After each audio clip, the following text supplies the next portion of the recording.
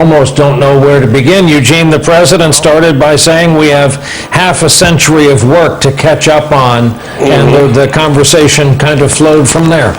Right. Well, the president, in his remarks, said that the conversation about human rights was frank and candid. As you know, in diplomatic speak, that means they barely managed to keep from exchanging fisticuffs. Right? It wasn't, that means it was not terribly pleasant, that part of the discussion. And I think you heard that in their remarks. I think in his opening remarks, I think President Castro, frankly, sounded defensive and reflecting how much the Cuban government has at stake in this opening. It means relatively much little to the United States with its mammoth economy and than it does to Cuba, which needs a new savior after Venezuela, needs a new place to turn, and is clearly worried about the influx of all these Americans and American ideas and American businesses and business practices. And so I think you heard that in the two men's opening remarks. President Obama, to me, sounded more sort of relaxed and more at ease. President Castro clearly is not accustomed to being grilled by reporters in this way. It isn't quite done in Cuba, and you saw him react scratchily to being questioned, especially on political prisoners. And been to Cuba long enough, you've heard this response. We have no political prisoners. If you have the name of a political prisoner, give me the name and we'll release them immediately. Well, we could have supplied some names, and I think there were some hands raised at the end to give them a few names, and but of course it was over then. I think you saw in those two presentations both how far this has come, what a historic day this is, and how far this relationship has to go. It is not going to be certainly an easy path or necessarily a short path to the point where Cuba has what we consider a proper regard for human rights and democracy. That is not going to happen overnight, and President Castro could not have been clearer on that. Eugene, I couldn't agree more. And on top of Andrea Mitchell's question prior to that, of course, the president calls on Jim Acosta from CNN, a Cuban American whose father was from Cuba, and you could look at President Castro's face and see him thinking, this is why we don't have Q&As here. Exactly. When they have Q&As, it's usually, tell me what's on your mind, Mr. President, that sort of thing, and these sorts of uncomfortable, direct questions that demand a direct answer are certainly something that President Castro would be unfamiliar with and did not particularly like, given his body language and tone of voice, and you could almost see the wheels in the back of his the back of his mind saying, "Is this what I'm going to have to put up with now?" But in fact, it may be, right. I mean, Cuba is going to change, and I really think this regime is trying to get its mind around that, and trying to ride this sort of wild horse it has decided to get on, knowing that this is something it's resisted for 5 decades, and that it's a dangerous path for the survival of this government in its present form. Yet clearly it's something the Cuban government believes it must now do.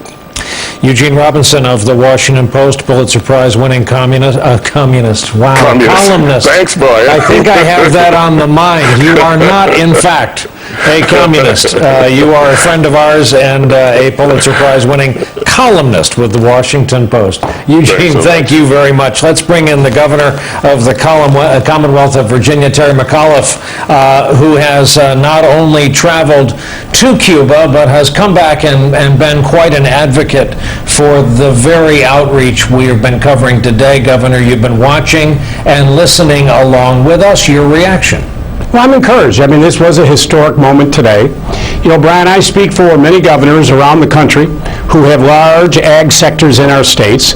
This is about business growing, diversifying our economies. I went to Cuba earlier this year, had tremendous success selling Virginia products. I brought Virginia businessmen down with us. And in addition, I just announced that Virginia now is the #1 exporter of ag products to Cuba. We have now jumped to #1. We have built a relationship. I have always thought this policy, the embargo, was foolish. 11 million people, 90 miles off our coast. This is an opportunity for us to sell more products and create more jobs in our respective states. And that's what this is about. I think the president hit it right on when he said, the more business we do with each other, the more opportunities we are to be able to increase our activities and bring more democracy and do what we need to do. So I think the president was right on. Yet, as Eugene pointed out correctly, you see the problems ahead right there embedded in the remarks of both gentlemen, but especially President Castro. When he got angry there, it was a very familiar Castro family anger for Americans of a certain age who have grown up knowing this neighbor to the south. And you're right. When I was down there in our private meetings, you know, they continued, obviously, they don't even use the word embargo. They call it the blockade. No one down there is allowed to use really embargo. They say the blockade down there. But in those private meetings, they really go back and bring 50 years of hostility, where I always, Brian, tried to bring the conversation back, as the president did very effectively today. Let's talk about the future. And I think the more that we can do business with one another, I agree with Eugene, they're desperately in need to do business with us. They're old alliances of Venezuela and other countries are in serious trouble today. They need America. Let's do it so that both sides will grow respectively in our economies. Huge opportunity. I just signed a strategic partnership between the Port of Norfolk and Virginia and Maribel, the big port that they have in Cuba. I think there's tremendous opportunities. This is about jobs for us in America. This is about growing our ag sectors, but we can take it to the next level.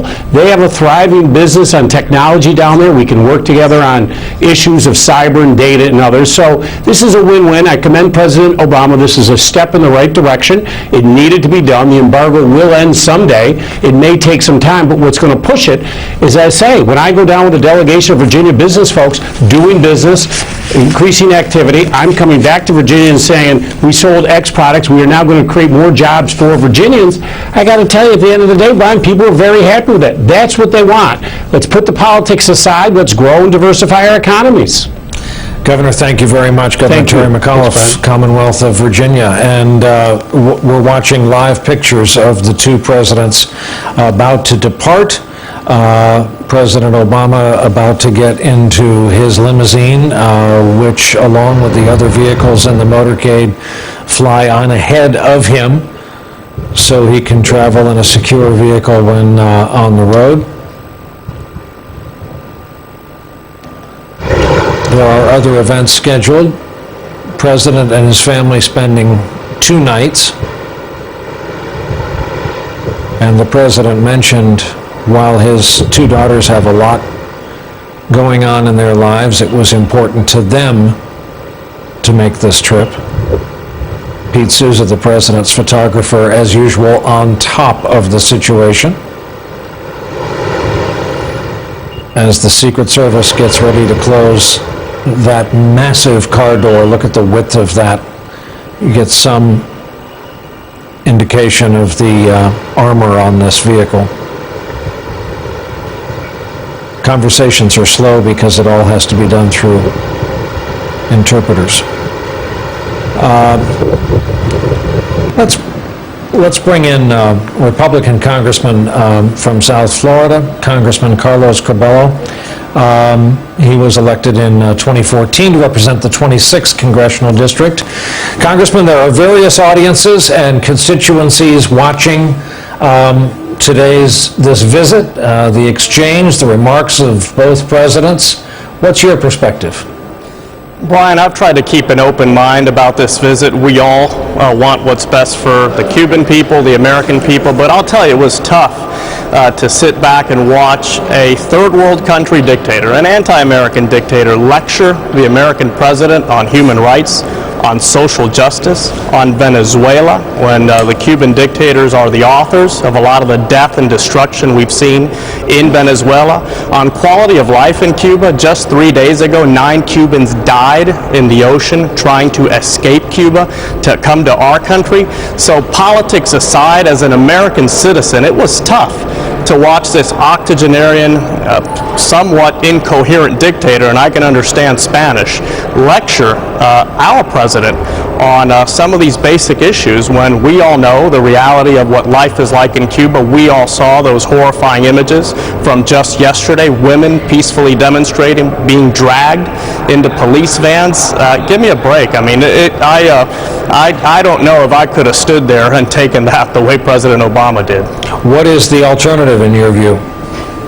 The alternative, Brian, is to extract some concessions for the United States. When you look at this last year of engagement, Cuba and the United States, the list of concessions that our government has afforded the Cuban dictatorship is long. And you heard Raul Castro there asking for more. He's asking for Gitmo, even though we are legally in Gitmo. We had an agreement with the Cuban government that predated the Cuban Revolution. Why didn't President Obama make some demands, for example, for fugitives of American law, like a cop killer from New Jersey, Cubans who were responsible for defrauding Medicare in the millions of dollars, Cubans who killed 4 Americans on February 24th, 1996? Where is our list of demands? Not so much for the Cuban people, even though that's important too, because we, in our neighborhood, in this hemisphere, we don't practice the type of human rights abuses that you see in the Middle East and in other parts of the world.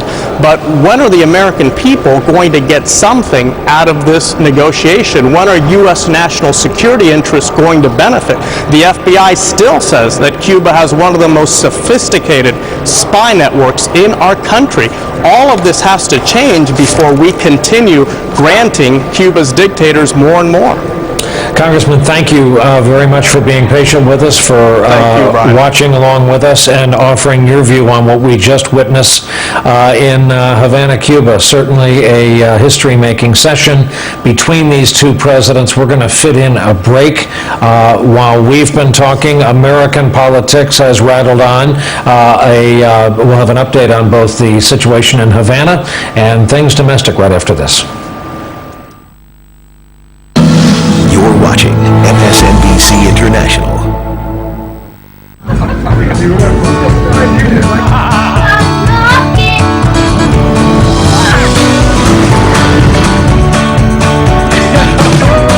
It's a big world filled with interesting people. Explore. Introducing the new MSNBC.com. Coming out here to Mount Rushmore, it reminds you that there are big issues at stake. Issues of equality, issues of the pursuit of happiness, issues of freedom, and this country standing for something. These guys were all looking forward to what they wanted to build in this country, every one of them. And this place reminds you of that. And it's not just about petty arguments over tax and environmental regulations, but it's about what kind of country you want to live in. You know, it all sounds great to cut federal spending, but you cut federal spending and then state spending has to go up, or you're going to have to cut teachers, you're going to have to cut firefighters, you're going to have to cut police budgets. It's all connected.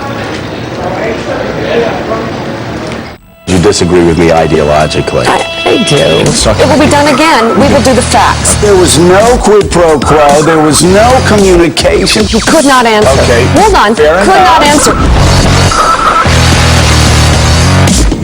You talk about political correctness run amok. This is about human rights. Do not go there.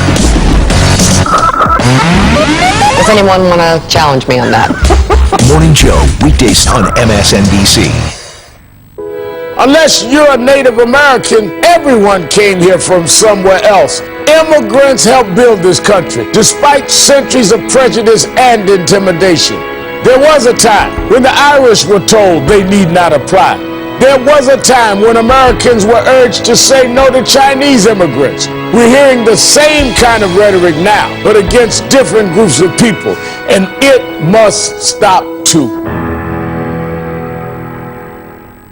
used to upset me, now it makes me sad to see people use patriotism and our troops as a pawn in their political argument. The troops aren't red and blue. They're not black and white. They're not male and female. They are Americans. When they put their uniforms on, they are Americans. That's a fact. The thing I learned from my parents is life isn't fair, but you don't have to accept that it isn't fair and shrug your shoulders and just say that's the way it is. In fact, it should be fair.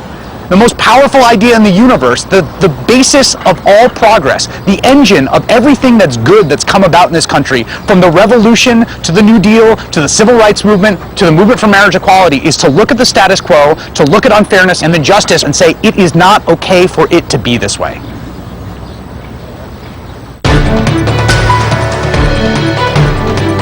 Weekends with Alex Witt, only on MSNBC.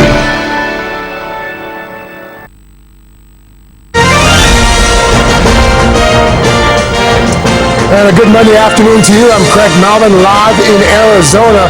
We're at Harold's Cave Creek Corral. We're just outside Phoenix ahead of tomorrow's high-stakes presidential preference voting here.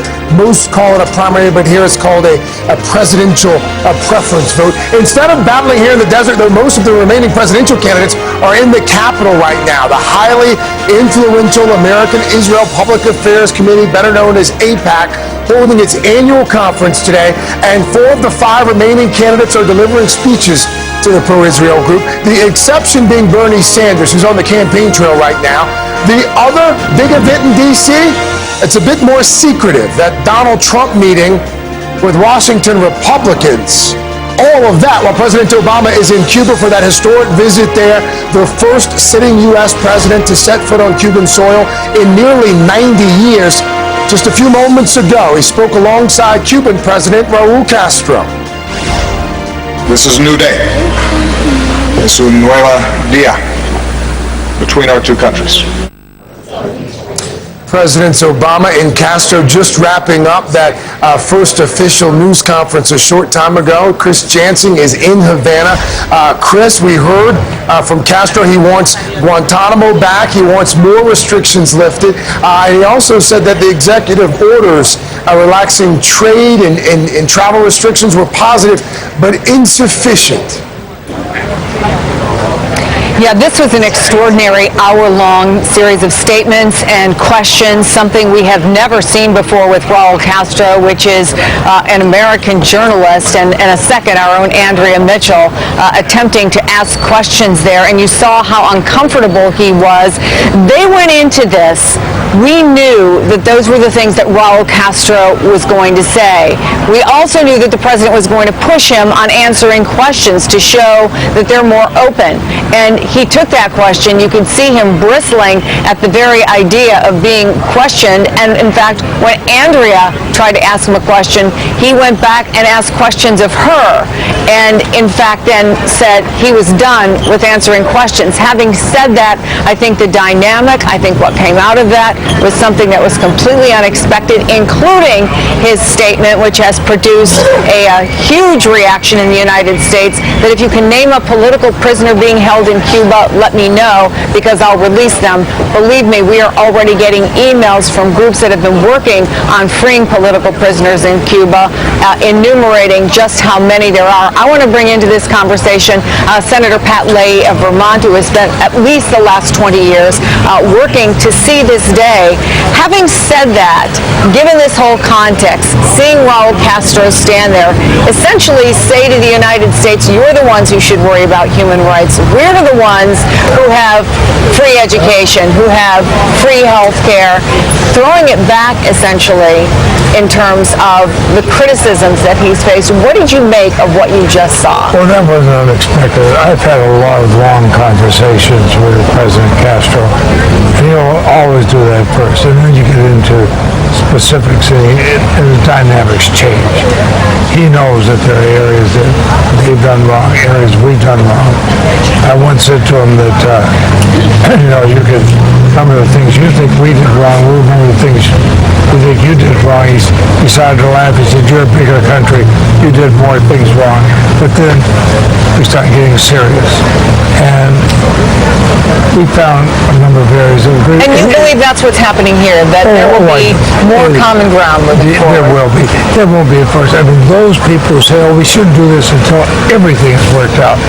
Well, they've been saying that for 50 years, and nothing was worked out. Now we've done a lot in the last year. We have a lot more to go in both countries. Did it bother you, though, to see him in this, as I said, extraordinary circumstance? We were not expecting him to take questions, to essentially chastise America, chastise the American president standing right next to him. Did that bother you at all, as it did a guest we just saw a few minutes ago on MSNBC, the congressman from Florida? I don't think it bothered President Obama. He can hold his own. He's a very good debater. I've had President Castro go after me like that, as I did his brother. I just give it right back.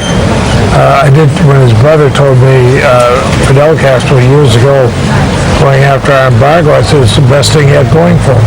Because he had a failed political system, a failed economic system, he could blame it on the United States.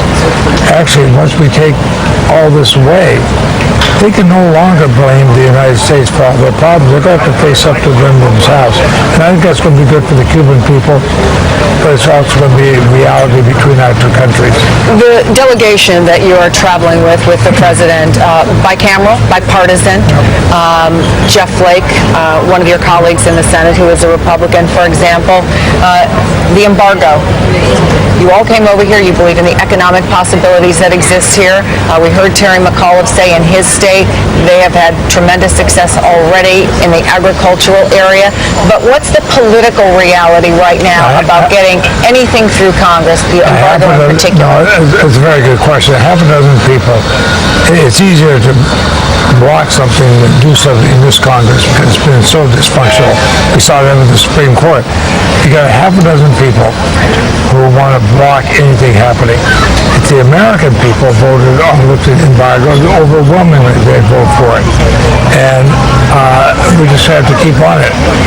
As we whittle down more and more, as more students come here, more businesses come here, more tourists go back and forth, people are going to say, what in heaven's name is this Cold War embargo? One of the questions that was asked of Raul Castro that did not get answered, I suppose it did, he was asked whether he preferred Hillary Clinton or Donald Trump, and he said he can't vote in the U.S. election, so there was no answer there. But Donald Trump today with a major speech before AIPAC, he has named his team of foreign policy advisors. He's been on Capitol Hill today. We don't know the exact nature of the conversation, but clearly there's some sort of outreach trying to bring together, as he said, the Republican Party. Does it worry you that Donald Trump, at least on the surface, and we'll see how that speech goes, is starting to make moves, looking like a nominee, and somebody who has drawn the kinds of crowds he has versus the Democratic nominee? Well, I think there'll be I think it's going to be a question we're going to have to start asking. You mentioned foreign policy. I mean, he's named a number of things that he would do, all of which would violate treaties that we have with other countries, none of which would be supported. But he says it blithely, goes on to his next statement, and nobody questions him on it. He said he has foreign policy advisors all over the world as well as here, but he's the best one. Well, start asking, who are those foreign policy advisors? What have they told you? What is your position? You're not going to build a giant wall and have Mexico pay for it. You're not going to commit war crimes in a war against ISIS, so stop saying you are. And you're not going to be able to have a religious test on people in the United States, as he said he wants. That happens to violate that kind of pesky little thing, our Constitution. Our Democrats, and I say this with all due respect, when you enumerate those things that have made no difference, in a little bit of denial about just how strong a candidate he might be against a Hillary Clinton. No, I'm not denying that. I'm just saying that when he's given a free ride, and so much of this is what's the 10-second, 20-second, 30-second bite on TV, of course he builds on that. But I think, as in my state, people are going to start listening to what is said. I'll also point out that both Hillary Clinton and Bernie Sanders in many places have gotten a lot bigger crowds than Donald Trump. It's good to see you, Senator Pat Leahy, who has come now, I think you said 8 times over the last 20 years to Cuba. If I could just make one more point, I know you want to move on to politics, Craig, but while they were in that hour-long press conference, a couple of things came out from the White House. There we have a couple of visitors from the United States here to Cuba over the next several months, Shaquille O'Neal and Misty Copeland, both African-American. It's been pointed out that a large segment of this population has African roots, but in addition to that, it's a sports-crazed country. It's a ballet-crazed country. Misty Copeland, probably the most famous ballet dancer in the United States since Baryshnikov defected. And so this is part of what the White House says. The more the Cuban people get to know Americans, get exposed to Americans, the more that there is this kind of exchange. He believes that this is paving the way to move forward on what we're seeing the early stages of after this meeting today between Raul Castro and President Obama. Craig?